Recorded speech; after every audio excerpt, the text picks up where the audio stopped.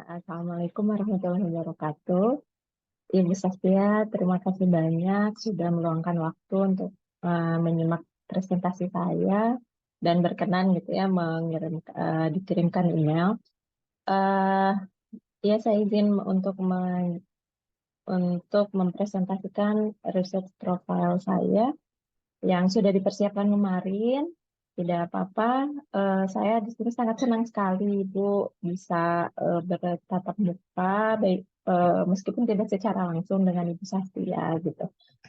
Jujur saya beberapa kali kalau setiap menyimak Bu Sastia presentasi itu kan suka bawa mimpi setelahnya gitu. Saya ke bawa mimpi diskusi gitu ya. Nah, mudah-mudahan eh, ya kesempatan tersebut bisa terwujud saya berdiskusi dan belajar langsung kepada Ibu. Baik, penelitian latar belakang penelitian saya sebelumnya hampir 3 tahun terakhir saya dan tim mendapat kesempatan penelitian dengan pemerintah daerah Kota Cimahi mendapatkan hibah multi tahun di mana mereka Pemkot Cimahi memiliki permasalahan sampah kota gitu. Kami menawarkan solusi dengan larva BSF. Saya dari segi biokimianya meneliti kandungan enzim dari usus larva juga potensi antibakterinya. Nah, ya harapan saya ke arah pupuk kasbot dan juga pakan ternak ternyata selain dia memiliki potensi kesehatan, juga ke pangan dan pertanian itu sangat powerful ya. Kami di sini sangat amazed gitu bahwa di sini ada linkage antara pangan, kesehatan, dan lingkungan gitu. Nah, di tahun 2022, alhamdulillah saya mendapatkan hibah dari Kemendikbudristek, sehingga saya bisa melakukan penelitian yang sesuai research interest yang spesifik saya, yaitu di bidang halal dan kesehatan, pangan dan kesehatan. Ya nanti, nah di sini saya meneliti bakteri asam laktat dari sayuran fermentasi khas Indonesia dan bioprospeksinya untuk kesehatan dari kandungan glutathione atau antioksidan. Ini salah satu jenis antioksidan.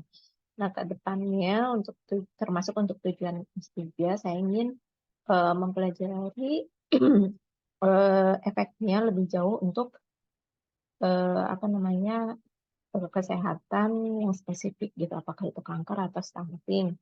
Dan selanjutnya karena saya bekerja di Universitas Muhammadiyah Bandung yang mengusung visi Islamic Entrepreneurial University, maka saya ingin menghilirisasi halal bioproduct, di mana halal ini sekarang sudah menjadi tuntutan di Indonesia ya, semua produk harus halal. Dan untuk produk mikrobiologi ini tantangannya sangat-sangat besar gitu ya, sehingga ilmuwan-ilmuwan mikrobiologi gitu ya harus apa namanya mencari bagaimana pengembangan halal bioproduct. Nah, berikut penelitian terkini saya kemarin sampai dengan bulan Desember. Saya menelusuri berbagai eh, apa namanya pangan fermentasi dari bayam ketan, rebung, dan sayuran fermentasi khas Indonesia, di mana di sini yang diujikan terhadap kandungan bakteri asam laktatnya ini cukup baik, sangat baik pada sayuran fermentasi kimchi yang dengan bahan baku daun kiciwis gitu. Kalau kita eh, lihat gitu, daun kiciwis ini daun yang dimanfaatkannya sangat murah harganya gitu, pemanfaatannya untuk lalapan biasa gitu. Dan bahkan kalau misalnya di hulu pertanian itu ini menjadi limbah gitu, menjadi limbah, tidak dimanfaatkan, terbuang dengan percuma. Saat dibuat oleh mahasiswa menjadi kimchi, ini unik gitu ya rasanya, rasa taste dan juga apa namanya kriuk-kriuknya lebih kriuk gitu daripada sawi kimchi biasa. Nah, saya melakukan isolasi bakteri asam laktat dari kimchi daun kiciwis dan menganalisis molekuler 16 sRNA dan dihasilkan bahwa itu salah satunya adalah Weissella paramensenterides. Uh, Weissella ini ketika saya kaji dari jurnal-jurnal 5 tahun terakhir ini sedang hype gitu di kalangan ilmuwan karena memiliki potensi kesehatan apakah itu anti kanker gitu dan juga kandidat anti probiotik yang sangat baik. Nah, untuk potensi Weissella sebagai penghasil glutathione ini belum ada yang mengkaji sehingga alhamdulillah ini menjadi kebaruan sedang proses di jurnal, Bu. Nah, saya memproduksi metabolitnya dengan 2 perlakuan. Saya mengkuantifikasi dengan uji Almans dan juga kualitatif, analisis kualitatif dengan HPLC dengan standar sustain.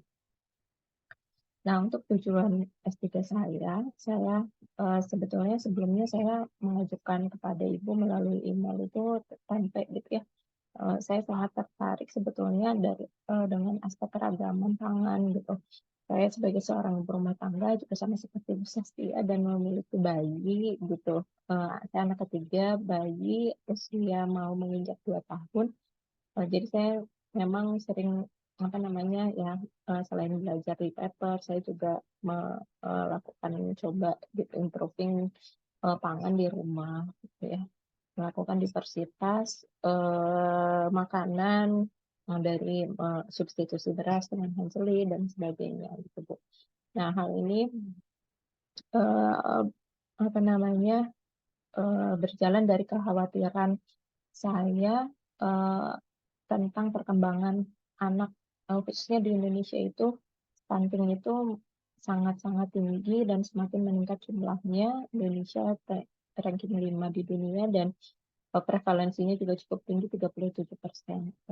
Kalau kita telusuri penyebabnya ada pada infeksi saluran cerna gitu. Faktor utamanya infeksi saluran cerna di usia kehidupan awal anak gitu.